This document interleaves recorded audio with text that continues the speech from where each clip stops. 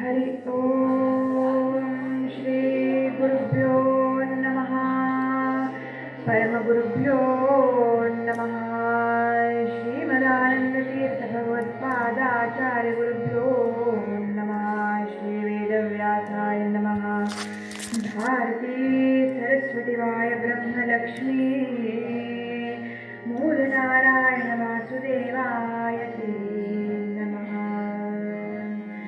नमः शान्ताय दिव्याय सत्यधर्मस्वरूपिणे स्वानन्दामृतदृप्ताय श्रीधराय नमो नमः जगत्कल्याणकार्याय नररूपधराय च योगिराजाय वन्द्याय गुरुदासाय ते तव श्रीरामं मारुतिं वन्दे रामदासं च श्रीधरम् लक्ष्मीरमण गोविन्द गोविन्द हर नमः पार्वतीपतये हर हर महादेव।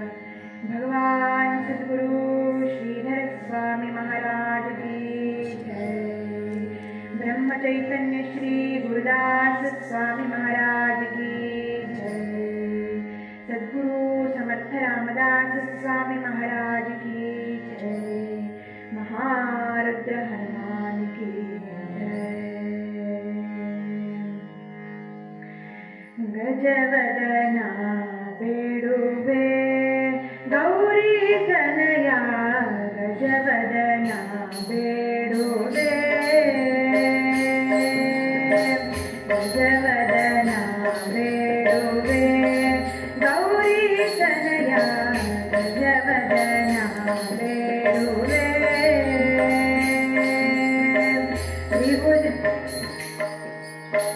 त्रिजगवन्दितने सुजनर पोरे वने त्रिजगवन्दितने सुजनर पोरे वने गजवदना बेडुबे गौरी तनया गजवदना बेडुबे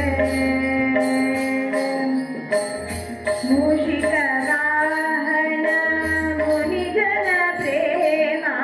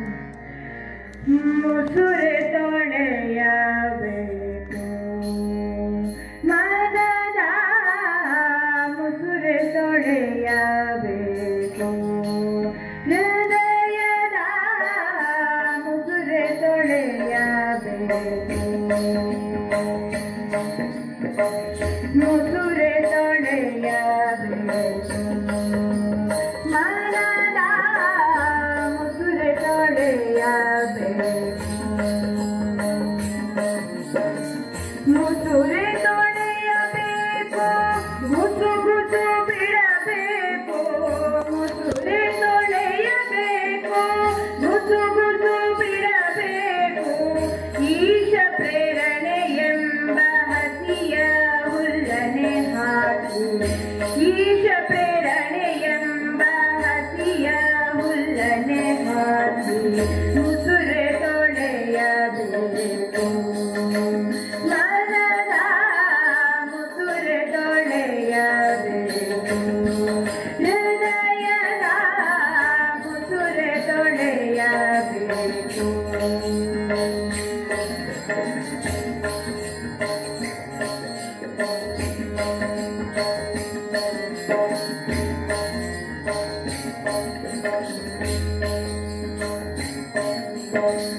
ಕಾಮ ಕ್ರೋಧದಿಂದ ಬೆಂದ ಈ ಪಾತ್ರೆಯ, ಕಾಮ ಕ್ರೋಧದಿಂದ ಬೆಂದ ಈ ಪಾತ್ರೆಯ, ರಾಮ ಕೃಷ್ಣ ಕಾಮ ಕ್ರೋಧದಿಂದ ಬೆಂದ ಈ ಪಾತ್ರೆಯ, ರಾಮ ಕೃಷ್ಣ ಎಂಬ ಹೇಮಾನದಿಯಲು,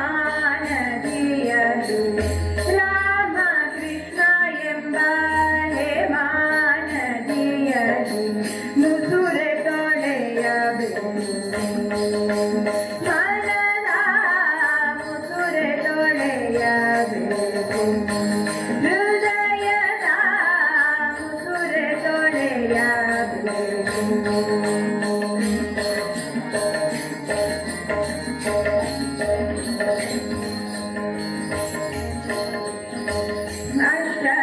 ಅಷ್ಟಮದದಿಂದ ಸುಟ್ಟ ಈ ಪಾತ್ರೆಯ, ಅಷ್ಟಮದದಿಂದ ಸುಟ್ಟ ಈ ಪಾತ್ರೆಯ, ರೂಪ ಮದ ಕುಲ ಮದ ಗಣ ಮದಾದಿಗಳಷ್ಟ ಮದದಿಂದ ಸುಟ್ಟ ಈ ಪಾತ್ರೆಯ, ಶ್ರೀಧರ ನಾಮವೆಂಬ ಕೃಷ್ಣ ನದಿಯಲ್ಲಿ, ವಿಷ್ಣು ನಾಮವೆಂಬ ಕೃಷ್ಣ ನದಿಯಲ್ಲಿ ಮುಸುರೆ ತೊಳೆಯಬೇಕು. ಮನದ ಮುಸುರೆ ತೊಳೆಯಬೇಕು, ಹೃದಯದ ಮುಸುರೆ ತೊಳೆಯಬೇಕು.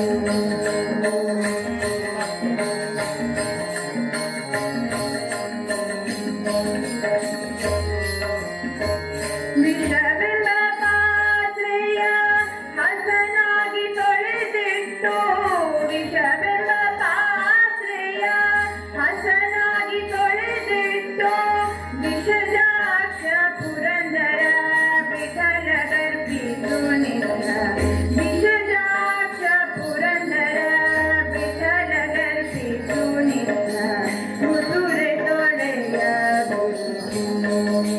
ಮನದ ಮುಸುರೆ ತೊಳೆಯಬೇಕು, ಹೃದಯದ ಮುಸುರೆ ತೊಳೆಯಬೇಕು.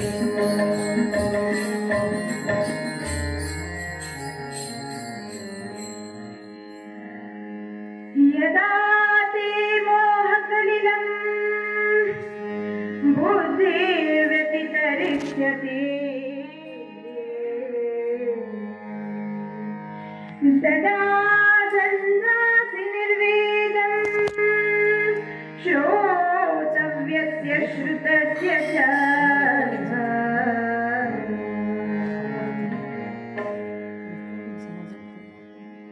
ಭಗವದ್ಗೀತೆಯಲ್ಲಿ ಪರಮಾತ್ಮ ಚಿತ್ತಶುದ್ಧಿ ಎಲ್ಲ ಸಾಧನೆಗಳ ಉದ್ದೇಶ ಚರಮ ಪರಮ ಧ್ಯೇಯ ಎಂದು ಎಚ್ಚರಿಸಿದ್ದಾರೆ. ಎಲ್ಲಿಯ ತನಕ ನಮ್ಮ ಮನ ಬುದ್ಧಿಗಳು ವಿಷಯ ಚಿಂತನೆಯಿಂದ ಕಲುಷಿತವಾಗ್ತಾವೋ ಅಲ್ಲಿಯ ತನಕ ಅಖಂಡ ಸ್ಮೃತಿರೂಪವಾದಂತಹ ಧಾರಣ ಮನಸ್ಸಿಗೆ ಬರೋದಿಲ್ಲ. ಅದಕ್ಕೋಸ್ಕರ ಎಲ್ಲ ಸಾಧನೆಗಳು ಚಿತ್ತಶುದ್ಧಿಗಾಗಿ ಹೇಳಲ್ಪಟ್ಟಿವೆ. ಜಪ, ತಪ, ಹೋಮ, ನಿಯಮ, ಯಾಗ, ಯಜ್ಞಾದಿಗಳು ಕಾರಣವಾಗಬೇಕಾಗ್ತದೆ. ಇಲ್ಲವಾದರೆ ಅದು ವ್ಯರ್ಥ ಆಗ್ತದೆ. ಮನಸ್ಸಿನ ಚಂಚಲತೆ ಹೋಗಿ ನಿಶ್ಚಲತೆ ಅದಕ್ಕೆ ಪ್ರಾಪ್ತಿಯಾಗಬೇಕು. ಆಗ ಮಾತ್ರ ಸಾಧನೆಗೆ ಅನುಕೂಲವಾಗ್ತದೆ. ಭೋಗದ ಶಕ್ತಿಯನ್ನ ನಾವು ಕುಗ್ಗಿಸಿಕೊಂಡು ಬಿಟ್ರೆ ಭೋಗದ ಆಸಕ್ತಿ ಕಡಿಮೆ ಆಗ್ತದೆ ಅಂತಿಲ್ಲ. ಯಾವಾಗ ಆಸಕ್ತಿಯೇ ಹೊರಟು ಹೋಗ್ತದೆಯೋ ಆಗ ಮಾತ್ರ ನಮ್ಮ ಮನಸ್ಸು ಶುದ್ಧವಾಗತಕ್ಕಂಥದ್ದು. ಅದಕ್ಕೆ ಪುರಂದರದಾಸರು ನಿತ್ಯ ಆ ಮುಸುರೆಯನ್ನು ತೊಳಿಬೇಕು ಅಂತ ಹೇಳ್ತಾರೆ. ಒಂದು ಪಾತ್ರೆಯಲ್ಲಿ ನಾವು ನಿತ್ಯ ಅಡಿಗೆಯನ್ನ ಮಾಡ್ತೇವೆ. ಆ ಅಡಿಗೆ ಆದ ಕ್ಷಣ ಅದು ಮುಸುರೆಯಾಗ್ತದೆ. ಮತ್ತೆ ಅದನ್ನ ತಿಕ್ತೇವೆ, ತೊಳಿತೇವೆ, ಮತ್ತೆ ಅದರಲ್ಲಿ ಅಡಿಗೆಯನ್ನು ಮಾಡ್ತೇವೆ. ಹಾಗೆ ಈ ಶರೀರವೆಂಬ ಭಾಂಡದಲ್ಲಿ ಮನಸ್ಸನ್ನು ನಿತ್ಯ ಶುದ್ಧ ಮಾಡಿಕೊಳ್ಬೇಕು. ಯಾವುದರಿಂದ? ಪರಮಾತ್ಮನ ಚಿಂತನೆಯಿಂದ. ಗಂಗಾದಿ ತೀರ್ಥಗಳಿಂದ ಅಧಿಕ ಹರಿಯ ನಾಮ ಅಂತ ಎಚ್ಚರಿಸಿದ್ದಾರೆ ದಾಸರು. ನಾವು ಸಂಸಾರಿಗಳು ನಿತ್ಯ ಸಾಧನೆಯಿಂದ ಇದನ್ನ ಆಚರಿಸಬೇಕು.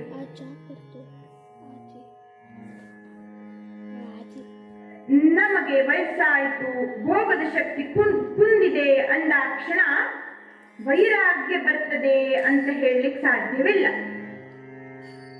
ಭೋಗದ ಆಸಕ್ತಿ ಇರುವವನ ತನಕ ನಮಗೆ ಪರಮಾರ್ಥ ವಿಷಯದಲ್ಲಿ ಆನಂದ ಬರೋದಿಲ್ಲ. ಸಾಧನೆ ಮಾಡಬೇಕು ಅಂತ ಇಚ್ಛೆ ನಮ್ಮಲ್ಲಿ ಬರೋದಿಲ್ಲ, ಕಾಣೋದಿಲ್ಲ. ನೋಡಿ, ಭೋಗಶಕ್ತಿ ಕುಗ್ಗುವುದು, ಭೋಗದ ಆ ಆಸಕ್ತಿ ಹೋಗುವುದು ಎಂದರೆ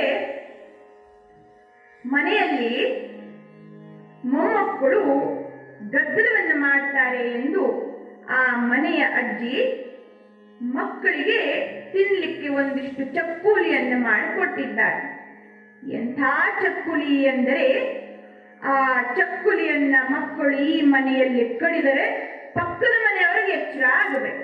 ಅಂತಹ ಗಟ್ಟಿಯಾಗತಕ್ಕಂತಹ ಚಕ್ಕುಲಿಯನ್ನು ಮಾಡಿಕೊಟ್ಟಿದ್ದಾರೆ.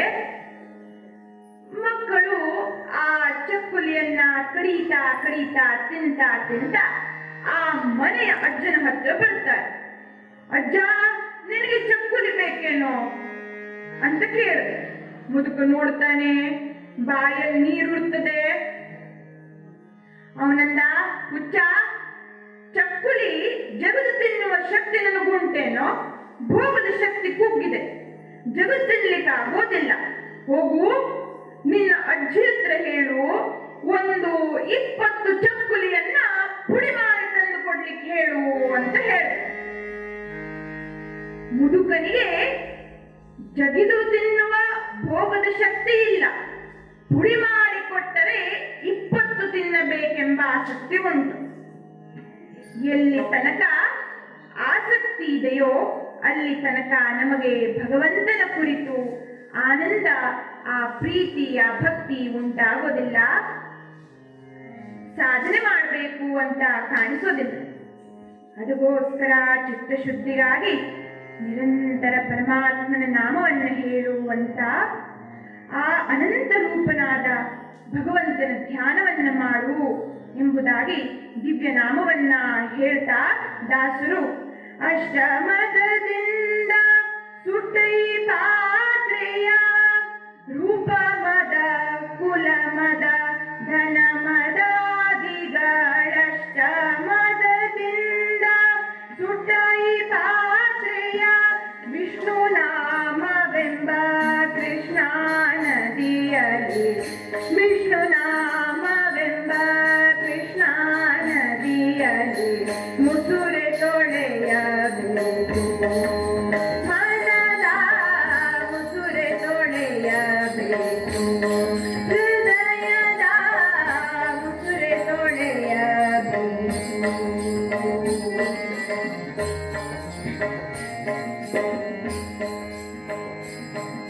ಆ ಪರಮಾತ್ಮನ ದಿವ್ಯ ನಾಮವನ್ನು ನಾವು ಹೇಳುವುದರಿಂದ ಪಾಪಗಳಿಂದ ಕಲುಷಿತವಾಗಿರತಕ್ಕಂತ ನಮ್ಮ ಚಿತ್ತ ಶುದ್ಧಿಯಾಗ್ತದೆ. ವ್ಯಾಸತೀರ್ಥರು ಇದನ್ನು ಹೇಳ್ತಾರೆ. ಚೋರತ್ವ ಮಾಡಿದ ಪಾಪಗಳಿದ್ದರೆ, ಚೋರತ್ವ ಮಾಡಿದ ಪಾಪಗಳಿದ್ದರೆ ನವನೀತ ಚೋರ ಎಂದರೆ ಸಾಕು.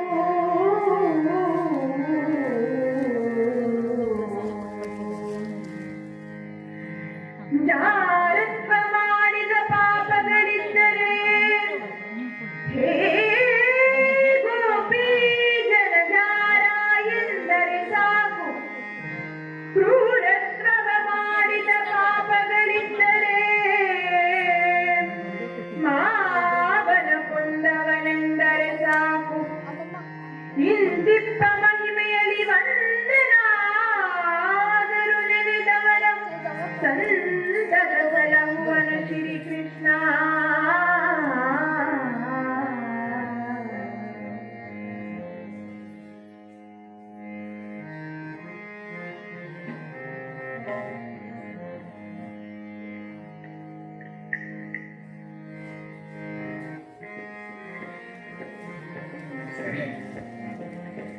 ವ್ಯಾಸತೀರ್ಥರು ಹೇಳ್ತಾರೆ, ನಾವು ಕಳ್ಳತನದ ಚೋರತ್ವದ ಪಾಪಗಳನ್ನು ಮಾಡಿದ್ದಾದರೆ ನವನೀತ ಚೋರ ಅಂತ ಹೇಳಿದ್ರೆ ಸಾಕು. ಆ ಜಾರತ್ವದ ಯಾವುದಾದ್ರೂ ಪಾಪಗಳು ಮಾಡಿದ್ದಾದರೆ ಹೇ ಗೋಪೀ ಜನಜಾರ ಎಂಬುದಾಗಿ ಅವನನ್ನ ಧ್ಯಾನಿಸಿದರೆ ಸಾಕು.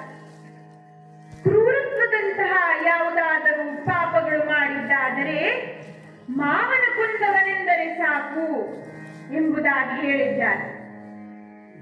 ಈಗ ಬೆಂಕಿಯನ್ನ ನಾವು ತಿಳಿಯದೆ ಮುಟ್ಟಿದರೂ ಕೂಡ ಅದರಿಂದ ನಮ್ಮ ಕೈ ಸುಡುತ್ತದೆ. ಅದೇ ರೀತಿ ಭಗವಂತನ ನಾಮವನ್ನ ನಾವು ತಿಳಿಯದೆ ಹೇಳಿದರೂ, ಪ್ರಾಸಂಗಿಕವಾಗಿ ಹೇಳಿದರೂ ಕೂಡ ಅದರಿಂದ ನಮ್ಮ ಚಿತ್ತ ಶುದ್ಧಿ ಆಗ್ತದೆ. ಅದೇ ರೀತಿ ದೇವರ ನಾಮವನ್ನು ನಾವು ತಿಳಿಯದೆ ಹೇಳಿದರೂ ಕೂಡ ನಮ್ಮ ಚಿತ್ತದಲ್ಲಿ ಪರಿಣಾಮ ಉಂಟಾಗ್ತದೆ. ಆ ಪರಮಾತ್ಮನಲ್ಲಿ ಪರಮ ಸಖ್ಯ ಉಂಟಾಗ್ತದೆ. ಆ ಸುದೃಢವಾದಂತಹ ಆ ಸಖ್ಯವನ್ನೇ ನಾವು ಭಕ್ತಿ ಎಂದು ಕರೆಯುತ್ತೇವೆ. ಇದರಿಂದ ನಮಗೆ ಇಹ ಪರ ಎರಡೂ ಸಿದ್ಧಿಸ್ತದೆ. ಇಹ ಪರ ಎರಡೂ ಕೂಡ ಭಗವಂತನಿಂದ ನಮಗೆ ಪ್ರಾಪ್ತಿಯಾಗಬೇಕು.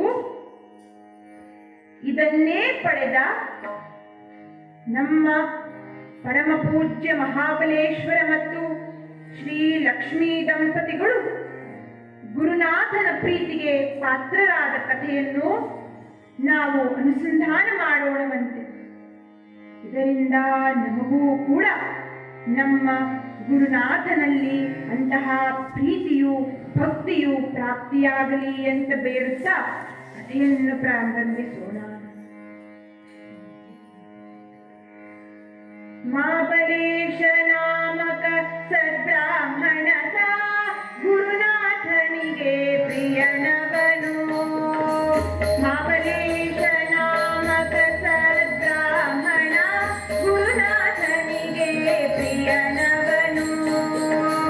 ಸದಾ ವಿರಕ್ತನು ಭಕ್ತನು ಮುಕ್ತನು, ಸದಾ ವಿರಕ್ತನು ಭಕ್ತನು ಮುಕ್ತನು, ಶ್ರೀಧರರಿಗೆ ಪ್ರಿಯನವನು.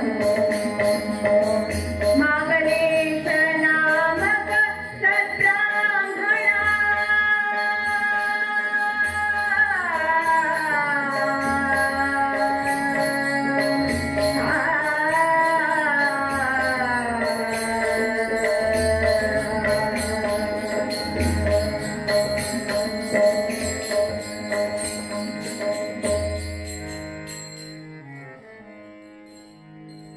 ನಮ್ಮ ಈ ಶಿರಸಿ ಪ್ರಾಂತ್ಯದ ಶ್ರೀ ಕ್ಷೇತ್ರ ಶೀಗೇಹಳ್ಳಿಯ ಶ್ರೀ ಶಿವಾನಂದ ಸರಸ್ವತಿ ಸ್ವಾಮಿಯವರ ಅನುಗ್ರಹದಿಂದ ಸದ್ಬ್ರಾಹ್ಮಣನಾದ ಮಹಾಬಲೇಶ್ವರವರು ಹಾಗೂ ಲಕ್ಷ್ಮೀ ಮಾತೆ ವಿವಾಹವಾಗಿತ್ತು. ಶಿರಸಿಯಲ್ಲಿ ಈ ಪುಣ್ಯ ದಂಪತಿಗಳು ವಾಸವಾಗಿದ್ದರು. ಈ ದಂಪತಿಗಳು ನಮ್ಮ ಶ್ರೀಧರ ಗುರುನಾಥನ ಅನನ್ಯ ಪ್ರೀತಿಯ ಭಕ್ತರಾಗಿದ್ದರು. ಶ್ರೀಧರ ಗುರು ಮಹಾರಾಜರು ಅವರ ಪ್ರಥಮ ದರ್ಶನದಿಂದಲೇ ಇವರು ಗುರು ಕೃಪೆಯನ್ನ ಗಳಿಸಿದ್ದರು. ಈ ದಂಪತಿಗಳು ಮಹಾಬಲೇಶ್ವರ ಹಾಗೂ ಲಕ್ಷ್ಮೀ ಮಾತೆ ಆ ಶ್ರೀಧರ ಗುರುಗಳ ಗುರುಭಕ್ತಿ ಸ್ವರೂಪಿಗಳೇ ಆಗಿದ್ದರು. ಗುರು ಭಜನೆ, ಗುರು ಚಿಂತನೆ, ಗುರು ಸ್ಮರಣೆ, ಗುರು ಪೂಜೆ, ಗುರು ಸೇವೆಗಳಿಂದಲೇ ಇವರ ಮನಸ್ಸು ಗುರುಮಯವಾಗಿತ್ತು. ಉತ್ತಮವಾಗಿರತಕ್ಕಂತ ಒಂದು ಉದ್ಯೋಗವನ್ನ ಮಾಡಿಕೊಂಡು ಮಹಾಬಲೇಶ್ವರರು ಸಂಸಾರವನ್ನ ನಡೆಸ್ತಾ ಹೋಗಿಸ್ತಿದ್ದರು. ಪೂರ್ಣ ಗುರುಪಾದಾರ್ಪಣೆಯಾಗಿ ದಿನಗಳನ್ನ ಕಳೆಯುವ ಸಮಯದಲ್ಲಿ ಓರ್ವ ವಿಕಾರ ಮನಸ್ಸನ್ನು ಉಳ್ಳಂತಹ ಕೆಲಸಗಾರ ಮೋಸ ಮಾಡಿದ.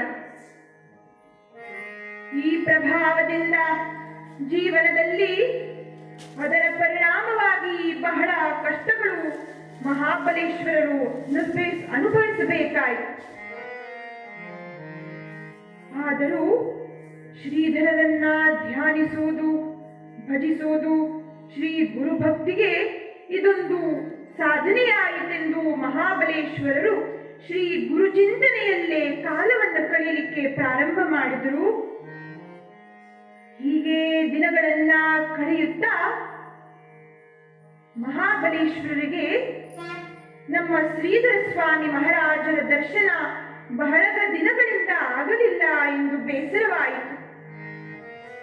ಹೇಗಾದರೂ ಶ್ರೀ ಗುರು ದರ್ಶನ ಮಾಡಲೇಬೇಕು ಎಂದು ತೀರ್ಮಾನವನ್ನು ಮಾಡಿಕೊಂಡು ಗುರುಗಳು ಎಲ್ಲಿರುವರು ಎಂದು ಹುಡುಕಾಡಲಿಕ್ಕೆ ಪ್ರಾರಂಭವನ್ನು ಮಾಡಿದರು. ಕೊನೆಗೆ ಗುರುಗಳ ದರ್ಶನ ಆಗಲಿಲ್ಲ ಎಂಬುದಾಗಿ ನಮ್ಮ ಶ್ರೀಧರ ಗುರುಗಳ ದರ್ಶನ ಆಗುವವರೆಗೂ ಅನ್ನ ನೀರುಗಳನ್ನು ಸೇವಿಸುವುದಿಲ್ಲ ಎಂದು ಪ್ರತಿಜ್ಞೆಯನ್ನು ಮಾಡಿದರು. ಆದರೆ ಆ ಹಿಂದಿನ ಸಮಯದಲ್ಲಿ ದೂರವಾಣಿಯಂತಹ ಸೌಲಭ್ಯಗಳು ಇಲ್ಲದೆ ಇದ್ದುದರಿಂದ ನಮ್ಮ ಶ್ರೀಧರ ಸ್ವಾಮಿಗಳು ಎಲ್ಲಿರುವರು ಎಂಬ ವಿಚಾರ ಯಾರಿಗೂ ಗೊತ್ತಾಗಿರಲಿಲ್ಲ. ಮಹಾಬಲೇಶ್ವರು ದೀನ ಭಾವದಿಂದ ಪ್ರಾರ್ಥಿಸತೊಡಗಿದರು. ದೇವಾ,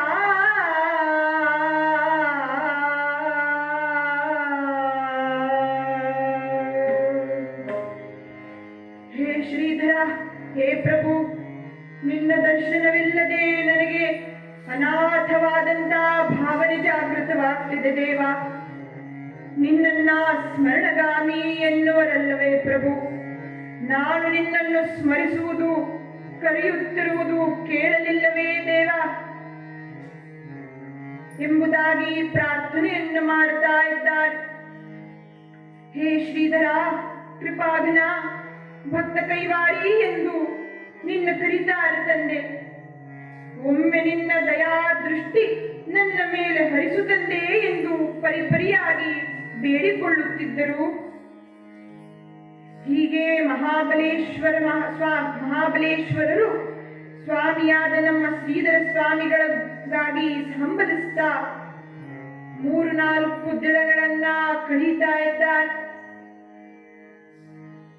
ಜಗತ್ತಿನಲ್ಲಿ ಮಾಯೆಯಿಂದ ಕೂಡಿರತಕ್ಕಂತ ಯಾವುದೇ ವಸ್ತುವನ್ನ ನಮ್ಮಿಂದ ದೂರವಾದರೆ ನಮಗೆ ಬಹಳ ದಿನ ದುಃಖ ಆಗೋದಿಲ್ಲ. ಆದರೆ ಭಗವಂತನನ್ನ ದೂರದಲ್ಲಿ ಇಟ್ಟುಕೊಂಡು ನೋಡದೆ ಕಾಲ ಕಳೀಲಿಕ್ಕೆ ಆಗೋದಿಲ್ಲ. ಅದನ್ನೇ ಮಹಾಬಲೇಶ್ವರರು ದುಃಖದಲ್ಲಿದ್ದಾರೆ. ದೇವಾ,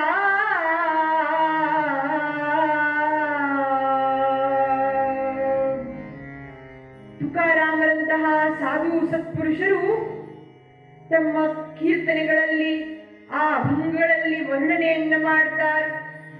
ಕಶಿ ಸಹನ ಕರು ವಿಯೋಗ ತುझा ದೇವಾ,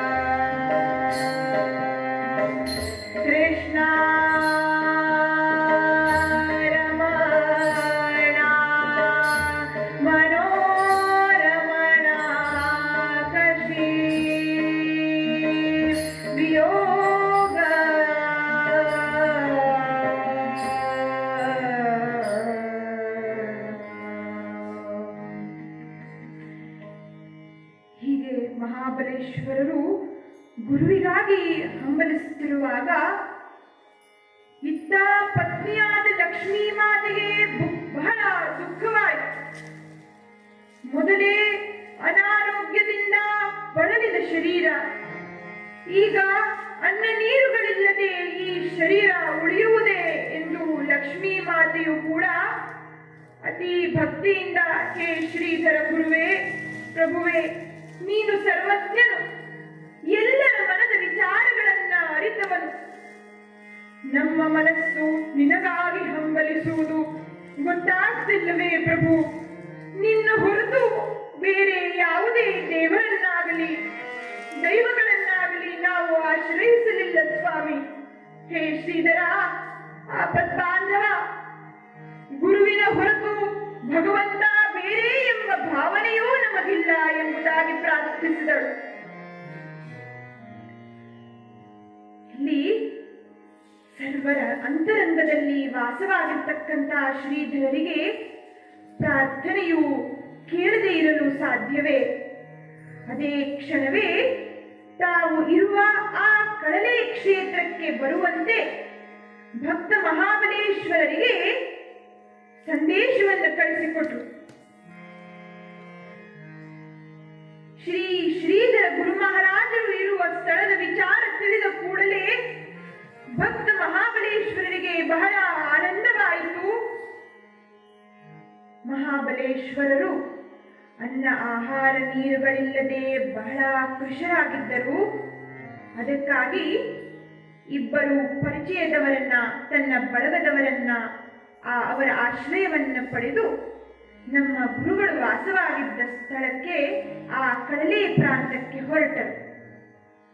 ಆದರೆ ಆ ಕಳಲೆ ಪ್ರಾಂತ್ಯ, ಆ ಕ್ಷೇತ್ರಕ್ಕೆ ತಲುಪಿದ ಮೇಲೆ, ಸಮೀಪ ಬಂದ ಮೇಲೆ ಮಹಾಬಲೇಶ್ವರರಿಗೆ ಮುಂದೆ ನಮ್ಮ ಗುರುಗಳು ವಾಸವಾಗಿದ್ದ ಸ್ಥಳ ಯಾವುದು ಎಂದು ತಿಳಿಯದೆ ಎಲ್ಲ ದಿಕ್ಕುಗಳಲ್ಲಿ ಹುಡುಕ್ತಾರೆ.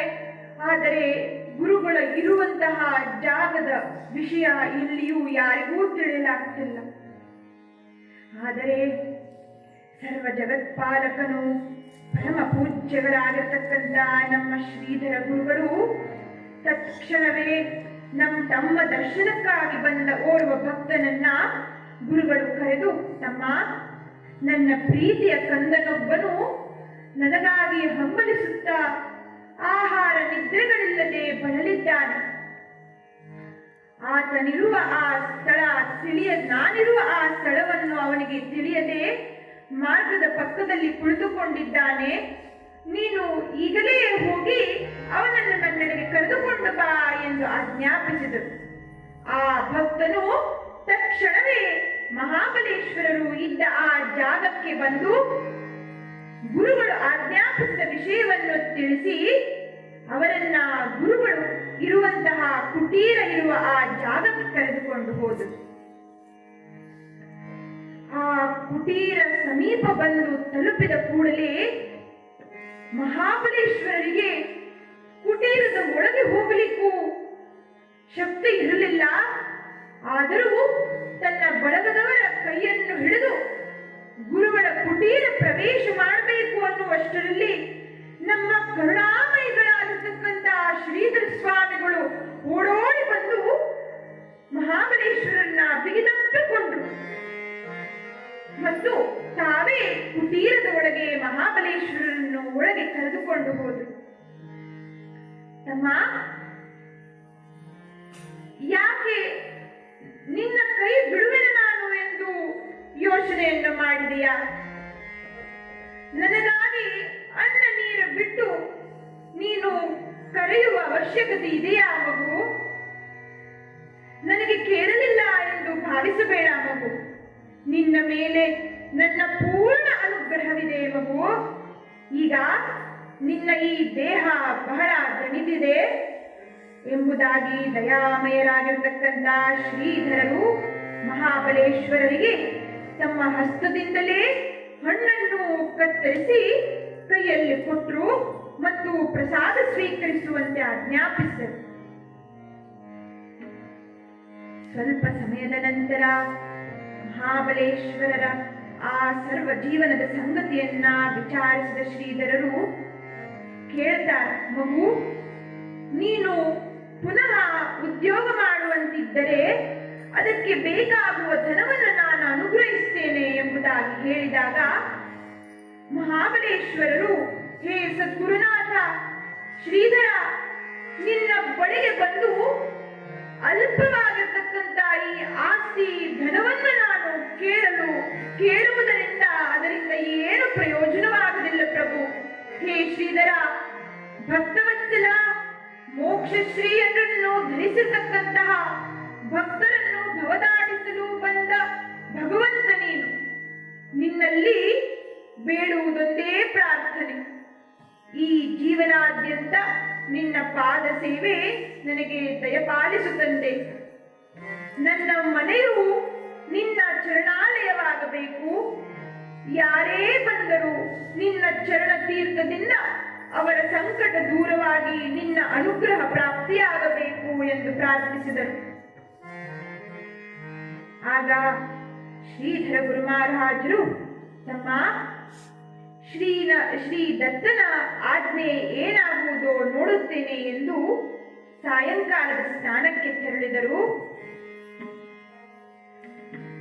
ಅದೇ ರಾತ್ರಿ ಶ್ರೀಧರ ಗುರು ಮಹಾರಾಜರು ಅವರ ಸ್ನಾನ ಆನೀಕಗಳನ್ನೆಲ್ಲ ಮುಗಿಸಿ ರಾತ್ರಿ ಒಮ್ಮೆಲೆ ಆ ಭಕ್ತ ಮಹಾಬಲೇಶ್ವರರನ್ನ ಕರೆದು, ಮಗು ತಗೋ, ಶ್ರೀ ದತ್ತಪ್ರಭು ಅನುಗ್ರಹ ಮಾಡಿರುವ ಈ ಪಾದುಕೆಗಳನ್ನು ಈಗಲೇ ತೆಗೆದುಕೊಂಡು ಇಲ್ಲಿಂದ ತೆರಳು. ವಿಘ್ನ ದೇವತೆಗಳು ವಿಘ್ನವನ್ನುಂಟು ಮಾಡುತ್ತಾರೆ, ಆದ್ದರಿಂದ ಇದೇ ಕ್ಷಣವೇ ಪಾದುಕೆಗಳನ್ನು ತಗೊಂಡು ಹೊರಡು. ಯಾರು ಈ ಪಾದುಕೆಗಳಿಗೆ ನಮಸ್ಕರಿಸ್ತಾರೋ ಪೂಜಿಸ್ತಾರೋ ಅವರು ಉದ್ಧಾರವಾಗುವುದು ಎಂದು ಆದೇಶಿಸುತ್ತಾ ಆಶೀರ್ವದಿಸಿದರು. ಭಕ್ತ ಮಹಾಬಲೇಶ್ವರರು ಗುರುಗಳಿಗೆ ನಮಸ್ಕರಿಸಿ ಗುರುಗಳ ಆಜ್ಞೆಯಂತೆ ಅಲ್ಲಿರುವ ಆ ಅರಸರ ಮನೆತನದವರ ಸಹಾಯದಿಂದ ವಾಹನದಲ್ಲಿ ಶ್ರೀ ಪಾದುಕೆಗಳನ್ನ ತೆಗೆದುಕೊಂಡು ಶಿರಸಿಗೆ ಬಂದರು. ಮಹಾಬಲೇಶ್ವರ ಹೆಗಡೆಯವರು ಆ ಪಾದುಕೆಗಳು ನಮ್ಮ ಶ್ರೀಧರ ಗುರುಗಳು ಕೊಟ್ಟಂತಹ ಪಾದುಕೆಗಳು ತಗೊಂಡು ಬರುತ್ತಿದ್ದಾರೆ ಎಂಬ ಸುದ್ದಿ ತಿಳಿದ ಕ್ಷಣ ಶಿರಸಿ ಪ್ರಾಂತದ ಗುರು ಭಕ್ತರೆಲ್ಲರೂ ಆ ಪಾದುಕೆಗಳನ್ನು ಸ್ವಾಗತಿಸಲು ಬಂದು ನಿಂತು ಭಗವಾನ್ ಸದ್ಗುರು ಶ್ರೀ ಶ್ರೀಧರ ಸ್ವಾಮಿ ಮಹಾರಾಜಗೆ ಎಂದು ಜಯಘೋಷ ಮಾಡಿ ಚರಣ ತೀರ್ಥವನ್ನ ಸ್ವೀಕಾರವನ್ನ ಮಾಡಿಕೊಂಡು ಪ್ರಸಾದವನ್ನ ಸ್ವೀಕರಿಸಿ ಪೂಜೆಯನ್ನು ಅರ್ಪಿಸಿ ತಮ್ಮ ಮನೆಗೆ ತೆರಳಿದ್ದಾರೆ.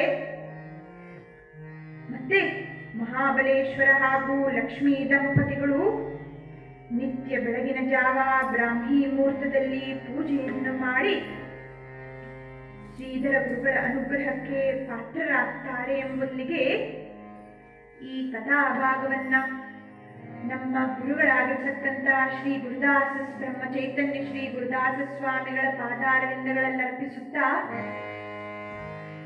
ನಮ್ಮ ಪಾದುಕಾಶ್ರಮಕ್ಕೆ ಶ್ರೀ ಶ್ರೀಧರ ಸ್ವಾಮಿಗಳು ಕರುಣಿಸಿದ ಪಾದುಕೆಗಳು ಬಂದು 75 ವರ್ಷವಾಗಿದೆ. ಆ 75 ವರ್ಷಗಳಲ್ಲಿ ಅನೇಕ ಜನ ಭಕ್ತರು ಬಂದು ತಮ್ಮ ಜೀವನವನ್ನು ಉದ್ಧಾರ ಮಾಡಿಕೊಂಡಿದ್ದಾರೆ. ನನಗೆ ತಿಳಿದ ಮಟ್ಟಕ್ಕೆ ಈ ಕಥೆಯನ್ನು ಗುರುಗಳ ಪಾದಾರವಿಂದಗಳಲ್ಲಿ ನಿರೂಪಣೆಯನ್ನು ಮಾಡಿ ಅರ್ಪಿಸ್ತಾ ಇದ್ದೇನೆ. ನಾನು ಮಾಡಿದ ತಪ್ಪುಗಳನ್ನೆಲ್ಲ ನಮ್ಮ ಕರುಣಾಮಯಿಗಳಾಗಿರ್ತಕ್ಕಂಥ ಗುರುದಾಸ ಸ್ವಾಮಿಗಳು ಅದನ್ನು ಕ್ಷಮಿಸಿ ಈ ಕಥೆಯನ್ನು ಅವರು ಅರ್ಪಿಸಿಕೊಳ್ಬೇಕು ಅಂತ ಬೇಡ್ತಾ ಈ ಕಥೆಗೆ ಮಂಗಳವನ್ನು ಹಾಡ್ತೇನೆ. ಇಂದಿನ ದಿನವೇ ಶುಭ ದಿನವೂ, ಇಂದಿನ ವಾರ ಶುಭವಾರ, ಇಂದಿನ ತಾರೆ ಶುಭ ತಾರೆ, ಇಂದಿನ ಕರ್ಣ ಶುಭ ಕರ್ಣ. ಇಂದಿನ ದಿನವೇ ಶುಭ ದಿನವೂ, ಇಂದಿನ ವಾರ ಶುಭವಾರ, ಇಂದಿನ ತಾರೆ ಶುಭ ತಾರೆ, ಇಂದಿನ ಕರ್ಣ ಶುಭ ಕರ್ಣ.